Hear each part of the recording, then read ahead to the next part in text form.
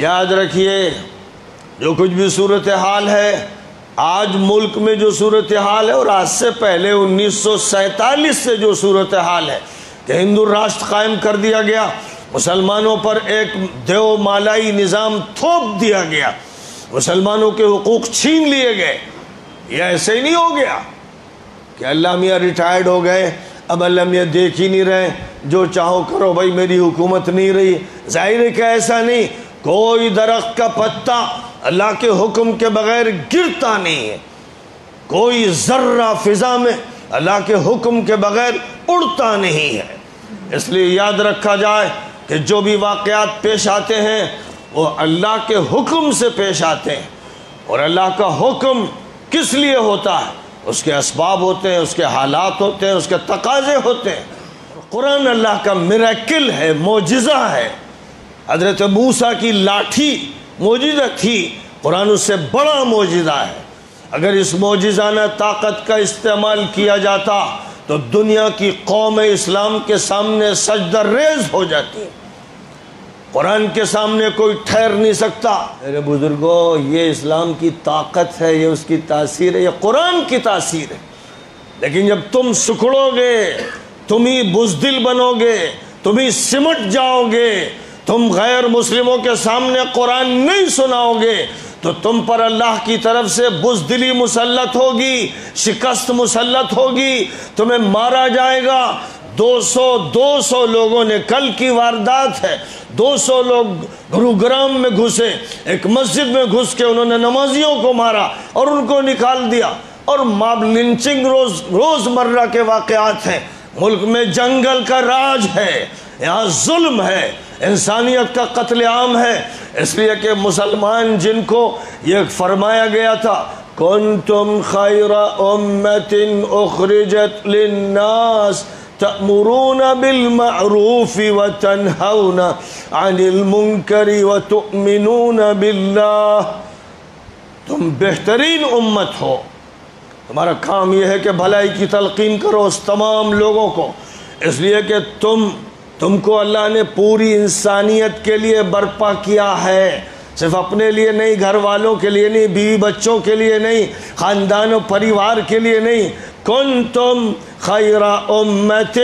تم بہترین امت ہو، اخرجت نکالی گئی، للناس تمام انسانوں کے لیے۔ اس امت کو تمام انسانوں کے لیے نکالا گیا تھا، کیا وجہ ہے کہ اس کی باتیں صرف اسی کے گھروندوں کے اندر ہے، اور یہ فرمایا گیا تھا کہ تمام انسانوں کے سامنے حق بیان کرو، حق کی دعوت دو، بھلائی کی بات کہو، برائیوں سے روکو، سب کو روکو، یہ حکم ہے۔ اور اللہ پر یقین رکھو، تو اللہ پر یقین کے ساتھ جب یہ عمل کیا جائے گا، اور اس عمل میں حکم تھا فَذَكِّرْ بِالْقُرْآنِ مَنْ يَخَافُ وَعِيدٍ، قرآن کے ذریعے سے سبق یاد دلائیے ان لوگوں کو جن کے دل میں کچھ بھی ڈر ہے ایشور کا، لارڈ کا، مالک کا، پروردگار کا، ان کے دلوں میں کچھ بھی احساس ہے، ضمیر زندہ ہے، وہ جانور اور کیڑے مکوڑے نہیں بن گئے ہیں، ان کے سامنے قرآن پیش کیجئے، نبی کو حکم دیا گیا۔ یہی وہ قرآن ہے جس کے ذریعے سے مکہ مکرمہ میں فتح ہوتی چلی گئی، لوگ ٹوٹ ٹوٹ کر آتے گئے، اور مدینہ منورہ میں اسی قرآن کی طاقت سے اور نبی پاک علیہ السلام کی سیرت کی طاقت سے، آپ کے کردار، آپ کے اخلاق، آپ کے معاملات اور آپ کی حدیث اور آپ کے قانون، یہ ساری وہ چیزیں تھیں جن سے دل کھلتے چلے جا رہے تھے، ذہن قبول کرتے چلے جا رہے تھے، دوسرے حلقے ٹوٹتے چلے جا رہے تھے، حلقہ اسلام وسیع ہوتا چلا جا رہا تھا۔ یہ وہ بات تھی جو ہو رہی تھی۔ اگر چاہتے ہو کہ فتح حاصل ہو، اگر چاہتے ہو کہ جہاں بھی رہتے ہو، جس ملک میں، ملک کے جس صوبے میں جس صوبے کے شہر میں یا گاؤں میں، اگر چاہتے ہو کہ حق کا بول بالا ہو، اگر چاہتے ہو کہ اللہ کا نام بلند ہو، اگر چاہتے ہو کہ نبی پاک کا نظام جاری ہو، اگر چاہتے ہو کہ تمہارے قدموں کو ثبات حاصل ہو، اگر چاہتے ہو کہ زندگی میں استقامت نصیب ہو، اگر چاہتے ہو کہ موت کلمہ لا الہ الا اللہ پر آئے، اگر چاہتے ہو کہ نسلیں نہ تباہ ہوں، اگر چاہتے ہو کہ ارتداد نہ پھیلے، اگر چاہتے ہو کہ تمہاری لڑکیاں بے حجاب نہ ہوں، اگر چاہتے ہو کہ تمہارے نوجوان دوبارہ نوجوان صحابہ کرام کے کردار کو دہرا دیں، اگر چاہتے ہو تو پھر قرآن پاک کو سب کو سناؤ، نبی کا تعارف سب سے کراؤ، بے خوف و خطر ہو کر کراؤ، کیونکہ اللہ والے کسی سے ڈرتے نہیں، نہ کسی سے امید لگاتے ہیں۔ قرآن کہتا ہے الا ان اولیاء اللہ لا خوف علیہم ولا هم يحزنون۔ اے لوگوں سن لو کہ جو اللہ کے ولی ہوتے ہیں، جو اللہ والے ہوتے ہیں، جو ربانی ہوتے ہیں، جو اللہ سے تعلق رکھتے ہیں، جو اللہ سے محبت کرتے ہیں، اللہ پر اعتماد کرتے ہیں، توکل اللہ پر کرتے ہیں، کوئی خوف نہیں ہوتا ان کو، کوئی رنج و غم نہیں ہوتا، وہ نہ بکتے ہیں نہ ڈرتے ہیں، کیونکہ ان کا تعلق اللہ سے قائم رہتا ہے، اور جو اللہ کے ساتھ تعلق رکھتا ہے اسے اللہ بہادری دیتا ہے، ہمت دیتا ہے، قوت دیتا ہے، شوکت دیتا ہے۔ اس کو سمجھنے کے لیے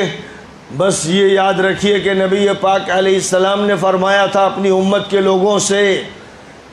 کہ جو بھی جمعے کے دن سورۃ الکہف پڑھے گا، سمجھے گا، تدبر کرے گا، صرف ایسے نہیں کہ رٹ لے، جو بھی یہ کرے گا دجال کے فتنے سے وہ محفوظ رہے گا۔ یہ نبی پاک علیہ السلام کی حدیث ہے،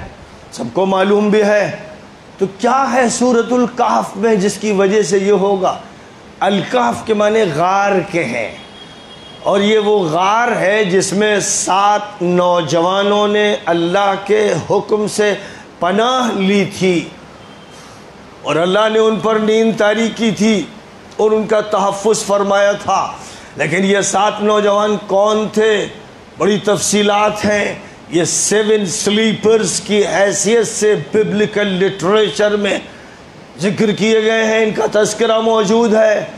عیسائی لٹریچر میں بھی موجود ہے، یہودی لٹریچر میں بھی موجود ہے۔ دنیا کی تاریخ جنہوں نے محفوظ رکھی ہے وہ جانتے ہیں کہ وہ 7 سلیپرز کون تھے۔ رومن امپائر میں جس زمانے میں کفر اور شرک کی حکومت تھی وہ دندنا رہی تھی، اور وہ یہ کہتی تھی عیسیٰ مسیح کو ماننے والوں سے، عیسیٰ مسیح کو ماننے والوں سے کہ یہ مانو کہ ٹرینٹی ہے، تثلیث ہے، 3 ہے، خدا ہے، روح القدس ہے اور جیسس دی کرائسٹ ہے۔ جو یہ باتیں کرتے تھے ان کے مقابلے میں وہ نوجوان کھڑے ہوئے، بس مختصر سی بات، انہم فتیۃ آمنوا بربہم وزدناہم ہدا۔ وہ چند نوجوان تھے جو اپنے اللہ پر ایمان لائے، رب پر ایمان لائے، اور ہم نے ان کی ہدایت میں اضافہ کیا۔ وَرَبَطْنَا عَلَىٰ قُلُوبِهِمْ إِذْ قَامُوا، اور ہم نے ان کے دلوں کو مضبوطی عطا کر دی جب وہ کھڑے ہوئے۔ وَقَالُوا رَبُّنَا رَبُّ السَّمَاوَاتِ وَالْأَرْضِ، اور انہوں نے اعلان کیا رومن امپائر کے سامنے، پولیس کے سامنے، طاقت والوں کے سامنے کہ ہمارا رب وہ ہے جو آسمانوں اور زمین کا رب ہے۔ لَن نَدْعُوَ مِن دُونِهِ إِلَٰهًا، ہم اس کے علاوہ کسی کو خدا نہیں مانتے، دیوتا نہیں مانتے، دیوی نہیں مانتے۔ اگر ہم ایسا کریں تو یہ ظلم ہوگا۔ یہ بات اللہ نے فرمائی کہ یہ 7 نوجوان تھے جو وقت کی سپر پاور سے ٹکرا گئے، انہوں نے کوئی خوف دل میں نہیں رکھا۔ اے مسلمانوں، سورۃ الکہف کو صرف پڑھنے سے کام نہیں چلے گا، ان 7 نوجوانوں کے کردار کو دہرانا پڑے گا۔ وقت کے جو بھی ظالم ہیں، جابر ہیں، آج کے دور کے جو فرعون ہیں، آج کے دور کے جو نمرود ہیں، وہ چاہے جزیرۃ العرب میں ہوں، آل سعود کی شکل میں،